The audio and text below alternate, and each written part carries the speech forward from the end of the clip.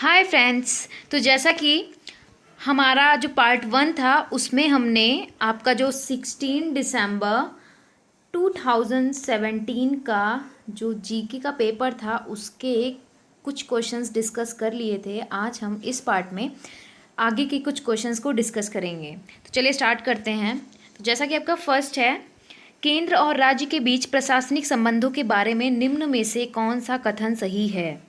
तो यहाँ पे आपके केंद्र और राज्य के प्रशासनिक संबंधों के बारे में कुछ स्टेटमेंट दिए गए हैं और इनमें से हमें बताना है कि कौन सा स्टेटमेंट आपका सही है।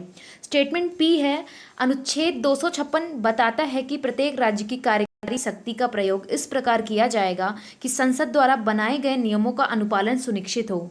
बिल्कुल सही स्टेटमेंट है ये। और आपका जो स्टेटमेंट क्यू है, संविधान के अनुच्छेद 257 में प्रावधान है कि प्रत्येक राज्य की कार्यकारी शक्ति का प्रयोग इस प्रकार किया जाएगा ताकि वह संघ की कार्यकारी शक्ति के अमल में बाधा या प्रतिकूल प्रभाव ना डाले। तो स्टेटमेंट क्यू भी सही है। तो यहाँ पे आपके दोनों स्टेटमेंट सही हैं। तो आपका जो करेक्ट ऑप्शन है वो ऑप्शन हो जाएगा डी, पी और क्यू। नेक्स्ट क्वेश्चन है, इनमें से किस भारतीय राज्य में बाघ रक्षित स्थान टाइगर रिजर्व की संख्या अधिकतम है। तो जैसा कि यहाँ पे टाइगर रिजर्व की बात की गई है, तो जो आपके आंध्र प्रदेश है, आंध्र प्रदेश में आपके जो टाइगर रिजर्व्स हैं ये टोटल हैं आपके 1, आंध्रा में है 1, तमिलनाडु में है 4, एमपी में है 6 और वेस्ट बंगाल में है 2। तो मैक्सिमम नंबर्स की बात की गई है तो मैक्सिमम आपका ऑब्वियस है एमपी हो जाएगा। तो option C is correct here. Next question है, भारतीय दंड संहिता की धारा 304 बी के अंतर्गत दहेज मौत के लिए जिम्मेदार व्यक्ति को न्यूनतम कितने वर्ष की सजा देने का प्रावधान है। तो इसमें जो सजा देने का प्रावधान है वो है आपका 7 वर्ष। Option B is correct. Next question है, राष्ट्रपति शासन को उसकी घोषणा के कितने समय के अंदर संसद द्वारा अनुमोदित कर दिया जाना चाहिए। तो इस क्वेश्चन में सबसे पहले मैं आपको ये बता दूं कि जो आपका राष्ट्रपति शासन है ये आपका लगता है आर्टिकल 356 के तहत। तो आर्टिकल 356 में आपका राष्ट्रपति शासन आता है और जैसा कि इसमें बोला गया है कि कितने समय के अंदर संसद द्वारा अनुमोदित कर दिया जाना चाहिए, तो ये टाइम पीरियड आपका होता है 2 महीने। Option A is correct. Next question है, कौन से 2 व्यक्तियों ने 1947 से 1950 तक किंग जॉर्ज 6 के प्रतिनिधि के रूप में भारत के गवर्नर जनरल की भूमिका निभाई थी। तो जिन्होंने भारत के गवर्नर जनरल की भूमिका निभाई थी वो थे आपके लुई माउंटबेटन और C Rajagopalachari. Means option D is correct. चलिए नेक्स्ट है आपका, 1970 के दशक में मौन घाटी परियोजना एक प्रमुख पर्यावरण बनाम विकास विवाद बन गई थी। यह मुद्दा एक बांध के निर्माण को लेकर था। इसका प्रतिकूल असर किस राज्य के उष्णकटिबंधीय वन क्षेत्र के बड़े क्षेत्र पर पड़ने वाला था।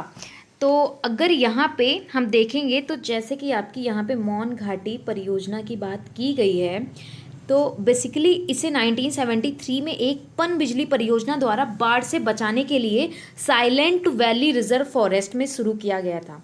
यहाँ पे आपका आया है साइलेंट वैली रिजर्व फॉरेस्ट। तो अगर साइलेंट वैली की बात आई है तो इट्स ऑब्वियस कि साइलेंट वैली है आपकी केरला। तो आपका जो इसमें ऑप्शन हो जाएगा वो हो जाएगा option B. Option B Kerala is correct. और ये जो साइलेंट वैली नेशनल पार्क के रूप में इसे 1985 में घोषित कर दिया गया था। चलिए नेक्स्ट क्वेश्चन है, निम्नलिखित में से किसे मांसपेशीय कंकालीय प्रणाली विशेष रूप से रीढ़ के यांत्रिक विकारों का निदान और उपचार कहा जाता है। तो ये है आपका कायरोप्रैक्टिक चिकित्सा पद्धति। Option B is correct. Next question है, कर प्रणाली के तहत अघोषित आय की चोरी करने वालों की जांच के लिए विमुद्रीकरण के तुरंत बाद कौन सा अभियान शुरू किया गया था। तो ये जो अभियान शुरू किया गया था ये था आपका काला धन अभियान। Option C is correct. Next question है, सूचना का अधिकार अधिनियम 2005 के तहत सूचना अधिकार में निम्न में से कौन सा शामिल है। पी में है दस्तावेजों और रिकॉर्डों का निरीक्षण करना, क्यू है सामग्री के प्रमाणित नमूनों को लेने का अधिकार, आर है print out disk video cassette आदि के रूप में जानकारी प्राप्त करने का अधिकार। तो ये तीनों ही आपके इसमें शामिल थे। तो ऑप्शन डी इज करेक्ट।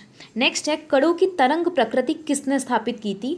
तो जो कणों की तरंग प्रकृति है इसको आपके डी ब्रॉगली जी ने स्थापित किया था। Option A is correct.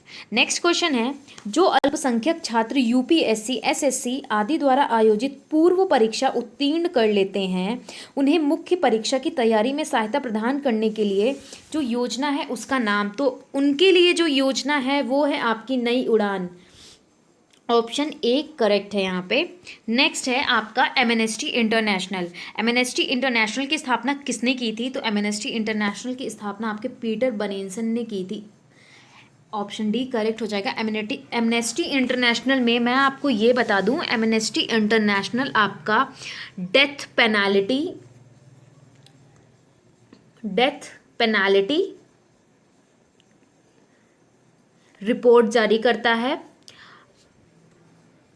और नेक्स्ट है आपका, कार्यस्थल पर यौन उत्पीड़न की शिकायत दर्ज करने हेतु कामकाजी महिलाओं के लिए वह कौन सी ऑनलाइन शिकायत प्रबंधन प्रणाली है जो नवंबर 2017 में मेनका गांधी द्वारा शुरू की गई थी? तो मीटू के बारे में आप सभी ने सुना होगा, मीटू कैंपेन। तो ये है आपका ऑप्शन सी, मीटू कैंपेन था वो आपका।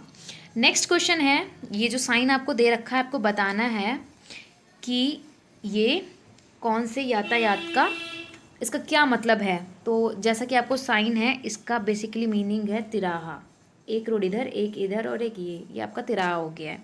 नेक्स्ट क्वेश्चन है, निम्न में से कौन सी इकाई यूनिट तुल्यकालन संकेत उत्पन्न करती है?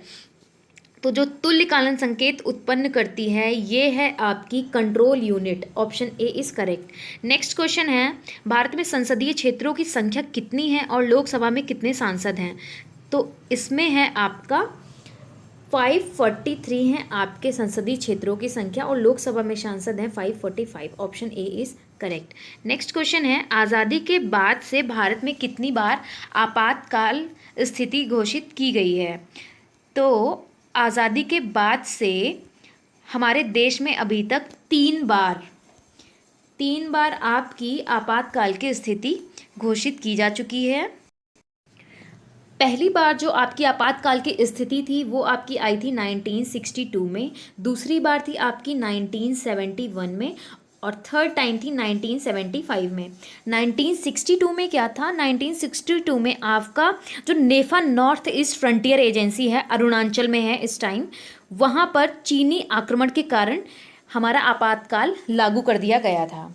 और जो आपका दूसरा था 1971 में, तो 1971 तो ये जो था ये था आपका पाकिस्तान के आक्रमण के फलस्वरूप जारी कर दिया गया था। आपके जो 1962 और जो 1971 के ये जो दो आपातकाल थे ये आपके थे बाह्य आक्रमण के आधार पे, जबकि जो 1975 का था ये था आपका आंतरिक उपद्रव के आधार पर।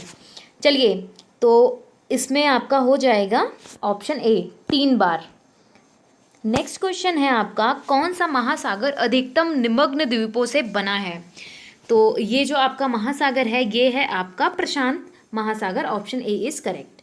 नेक्स्ट क्वेश्चन है, भारतीय राष्ट्रीय विश्वविद्यालय विधेयक 2015 में रक्षा मंत्रालय के तहत राष्ट्रीय महत्व के एक विश्व स्तरीय पूर्ण स्वायत्त संस्थान को कहाँ स्थापित करने का प्रस्ताव है?